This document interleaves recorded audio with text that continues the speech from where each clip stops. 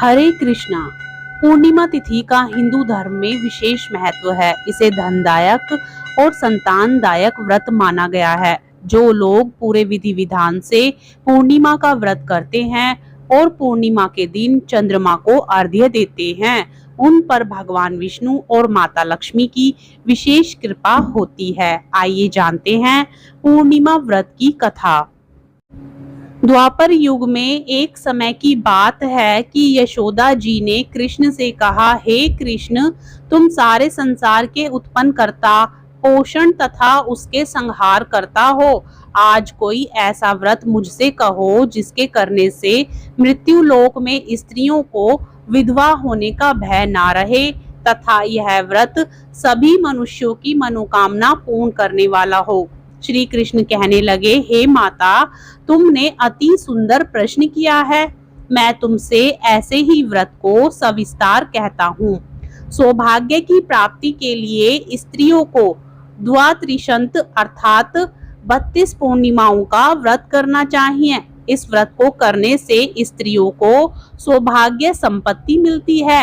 यह व्रत अचल सौभाग्य को देने वाला और भगवान शंकर के प्रति मनुष्य मात्र की भक्ति को बढ़ाने वाला है। यशोदा जी कहने लगी, हे कृष्ण, सर्वप्रथम इस व्रत को मृत्यु लोक में किसने किया था? इसके विस्तार में मुझे बताओ। श्री कृष्ण जी कहने लगे कि इस भूमंडल पर एक अत्यंत प्रसिद्ध राजा चंद्रहास से पालित अनेक प्रकार के रत्नों से परिपूर्ण कातिका नाम की एक नगरी थी। वहां धनेश्वर नाम का एक ब्राह्मण था और उसकी स्त्री अति सुशील रूपवती थी। दोनों ही उस नगरी में बड़े प्रेम से साथ में रहते थे। घर में धन धान्य आदि की कोई कमी नहीं थी। उनको बस एक बड़ा दुख था, उनके कोई संतान नहीं थी, जिस वजह से वह बहुत दुखी रहते थे। एक दिन एक बड़ा तपस्वी योगी उस नगरी में आया। वह योगी बाकी सभी घरों में भिक्षा मांगकर भोजन किया करता था, लेकिन उस ब्राह्मण के घर से भिक्षा नहीं मांगा करता था। एक दिन योगी गंगा किनारे भिक्षा मांगकर प्रेम पूर्वक खा रहा था कि धनेश्वर ने योगी को यह सब करते देख लिया। यह सब कार्य किसी प्रकार से करते हुए देखने के बाद अपनी भिक्षा के अनादर से दुखी होकर धनेश्वर योगी से बोले, और सभी घरों से तो आप भिक्षा लेते हैं, परंतु मेरे घर की भिक्षा कभी नहीं लेते, इसका क्या कारण है? योगी कहने लगा कि आपके धर्म हमें इस बात की आज्ञा नहीं देता है, क्योंकि अभी आप गृहस्थ जीवन में एक सुख से वंचित हैं। आपके घर संतान होने पर मैं आपके घर से भी भिक्षा स्वीकार कर लूंगा। उन्होंने कहा कि जिसे संतान नहीं है उसके घर से भिक्षा लेने से मेरा भी पतित हो जाने का भय है। धनेश्वर ये सब बात सुनकर बहुत दुखी हुआ और हाथ जोड़कर योगी के पैरों पर गिर पड़ा तथा दुखी मन से कहने लगा कि आप मुझे संतान प्राप्ति के उपाय बताएं। आप सर्वज्ञ हैं, मुझ पर अवश्य ही यह कृपा कीजिए। धन की मेरे घर में कोई कमी नहीं है, लेकिन मैं संतान ना होने के कारण अत्यंत दुखी हूँ। आप मेरे इस दुख का हरण कीजिए। यह सुनकर योगी कहने लगे, तुम चंडी माता की आराधना करो। घर पहुंचकर उन्होंने यह सारी बात अपनी पत्नी को बताई और खुद वन में चला गया। वन में पहुंचकर उसने चंडी की आराधना की और उपवास किया।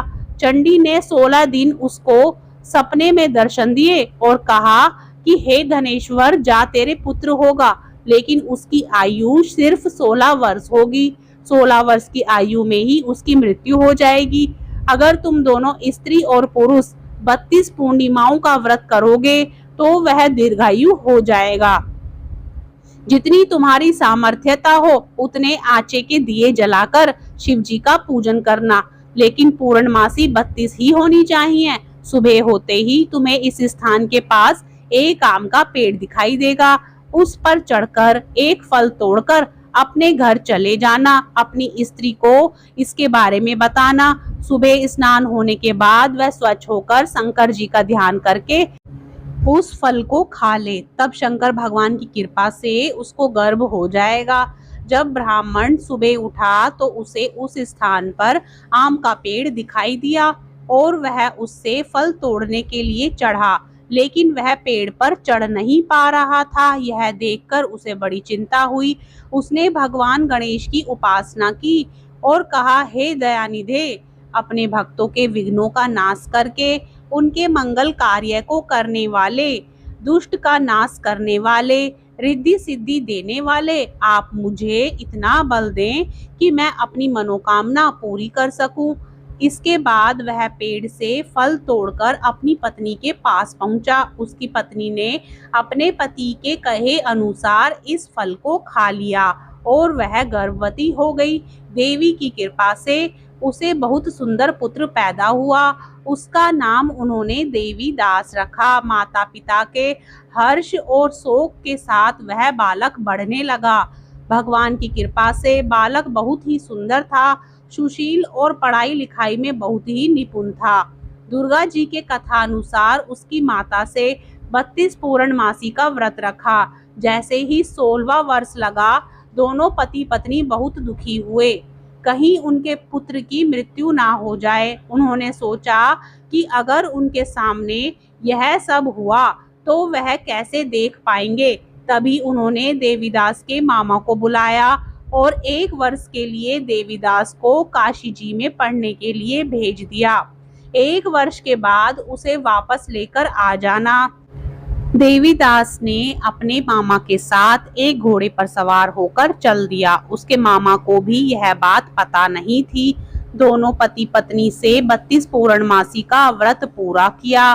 दूसरी तरफ मामा और भांजा दोनों रात गुजारने के लिए रास्ते में एक गांव में रुके। उस दिन उस गांव में ब्राह्मण की कन्या का विवाह होने वाला था। जिस धर्मशाला में वर और बारात के बाकी लोग रुके हुए थे, उसी धर्मशाला में देवीदास और उसका मामा ठहर गए। उधर कन्या को तेल आदि चढ़ाने के बाद जब लगन का समय आया तो वर की तबीयत खराब हो गई।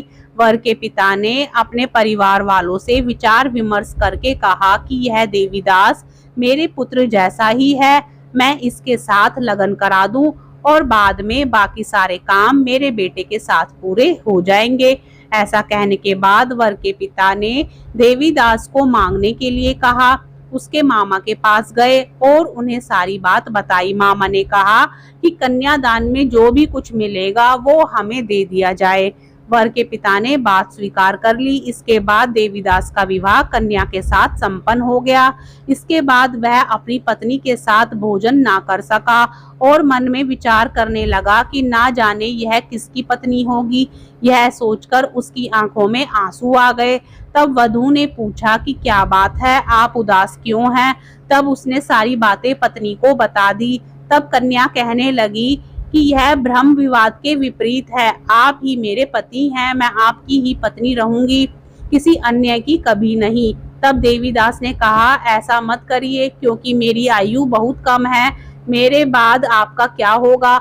लेकिन उसकी पत्नी नहीं मानी और बोली, स्वामी आप भोजन कीजिए। दोनों रात में सोने के लिए चले गए।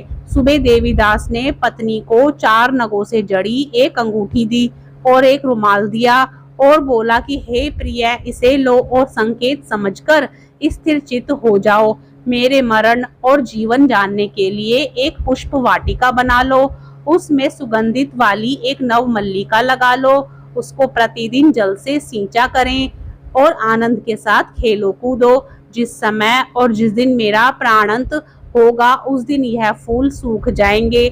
जब यह फिर से हरे हो जाएं तो जान लेना मैं जीवित हूँ। यह समझाकर वह वहां से चला गया। इसके बाद जब वर और बाकी बाराती मंडप में आए तो कन्या ने उसे देखकर कहा कि ये मेरा पति नहीं है, मेरे पति वह हैं जिनके साथ रात में मेरा विवाद हुआ है, इसके साथ मेरा विवाह नहीं हुआ है। अगर यह वही है तो यह बताए कि मैंने इसको क्या दिया है। साथ ही कन्यादान के समय के आभूषण मिले उन्हें दिखाए। कन्या की ये सारी बातें सुनकर वह कहने लगा कि मैं यह सब नहीं जानता।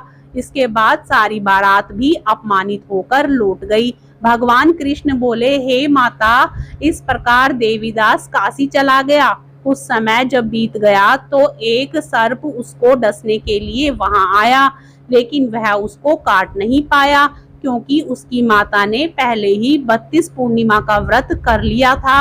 इसके बाद खुद काल वहां पहुंचा भगवान की कृपा से, तभी वहां माता पार्वती और भगवान गणेश आ गए।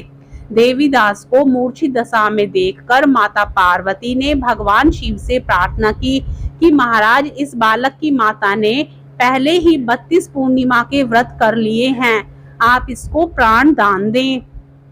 भगवान शिव ने माता पार्वती के कहने पर उसे प्राण दान दे दिया। उधर उसकी पत्नी उसके काल की प्रतीक्षा कर रही थी। उसकी पत्नी ने जाकर देखा कि पुष्प और पत्र दोनों ही नहीं हैं, तो उसको बहुत आश्चर्य हुआ। और जब उसने देखा कि पुष्प वाटिका फिर से हरी हो गई तो वह समझ गई कि उसका पति जिंदा हो गया है। इसके बाद वह बहुत ही प्रसन्न होकर अपने पिता से कहने लगी कि मेरे पति जीवित हैं, उनको ढूंढिए। जब 16वां वर्ष व्यतीत हो गया तो देवीदास भी अपने मामा के साथ काशी से चल दिया। इधर उसकी पत्नी के परिवार वाले उन्हें ढूंढने के लिए जा ही रहे थे कि उन्होंने देखा कि देवीदास और उसका मामा उधर ही आ रहे थे। उसको देखकर उनके ससुर बहुत प्रसन्न हुए, उसे अपने घर ले आए। वहां सारा गांव इकट्ठा हो गया और कन्या ने भी उसे पहचान लिया। देवीदास ने इसके बाद अपनी पत्नी और मामा को लेकर वहां से चल दिया। उसके ससुर ने भी उसे बहुत धन दहेज दिया। जब वह अपने घर की तरफ चल रहा था तो उसके माता पिता को लोगों ने खबर दी, तुम्हारा पुत्र देवीदास अपनी पत्नी और मामा के साथ आ रहा है। ऐसा समाचार सुनकर पहले तो उन्हें विश्वास नहीं हुआ, लेकिन जब देवीदास आया और उसने अपने माता पिता के पैर छुए तो देवीदास के माता पिता ने उनका माथा चूमा और दोनों को अपने सीने से लगा लिया। दोनों के आने की खुशी में धनेश्वर ने बहुत दान दक्षिणा ब्राह्मणों को दी। श्री कृष्ण जी कहने लगे कि इस तरह धनेश्वर को 32 पूर्णिमाओं के व्रत के प्रभाव से संतान प्राप्त हुई। जो स्त्रियां इस व्रत को करती हैं वह जन्म जन्मांतरों तक वैधव्य का दुख नहीं भोगती हैं और सदैव सौभाग्यवती रहती हैं। यह मेरा वचन है। यह व्रत संतान देने वाला और सभी मनोकामनाओं को पूरा करने वाला है। बोलिए श्री कृष्ण भगवान की जय, भोलेनाथ की जय, माता पार्वती की जय। तो प्यारे भक्तजनों, कथा पसंद आए तो वीडियो को लाइक करके चैनल को जरूर सब्सक्राइब करें। कमेंट बॉक्स में हर हर महादेव, जय श्री कृष्ण भगवान, जय सत्यनारायण भगवान अवश्य लिखें। राधे राधे, जय श्री कृष्णा।